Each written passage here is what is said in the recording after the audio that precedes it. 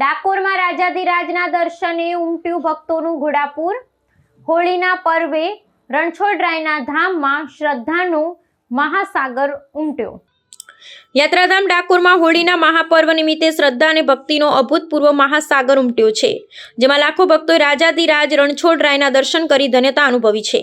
ભગવાન શ્રી કૃષ્ણના જયઘોષ સાથે સમગ્ર ડાકોર નગર ભક્તિમય રંગોમાં રંગાયું છે, જે પદયાત્રીઓ અને શ્રદ્ધાળુઓના અવિરત પ્રવાહથી જીવંત બન્યું છે।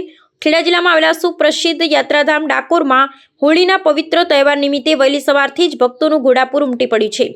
જય રણછોડ માખણ ચોરના નાદ સાથે હજારો પદયાત્રીઓ ધજા પતાકા સાથે ઠાકોરજીના ચરણોમાં શીશ ઝુકાવવા પહોંચ્યા છે। હોળીના પર્વે ડાકોરમાં ભગવાન રણછોડરાયને વિશેષ વાઘા અને આભૂષણોથી સજ્જ કરવામાં આવ્યા છે, જેમના દર્શન માટે મંદિરના દ્વાર ખુલતાની સાથે જ માનવ મહેરામણ ઉમટી પડ્યો હતો। પરંપરાગત રીતે ફાગણી પૂનમના મેળાનું વિશેષ મહત્વ હોવાથી ગુજરાતના ખૂણે ખૂણેથી શ્રદ્ધાળુઓ શ્રદ્ધાપૂર્વક ભગવાનના દર્શનાર્થે પધાર્યા છે। આ ધાર્મિક આયોજનના વિશ્લેષણ મુજબ વહીવટી તંત્ર અને મંદિર ટ્રસ્ટ દ્વારા ભક્તોની સુરક્ષા અને સુવિધા માટે ચુસ્ત બંદોબસ્ત ગોઠવવામાં આવ્યો છે।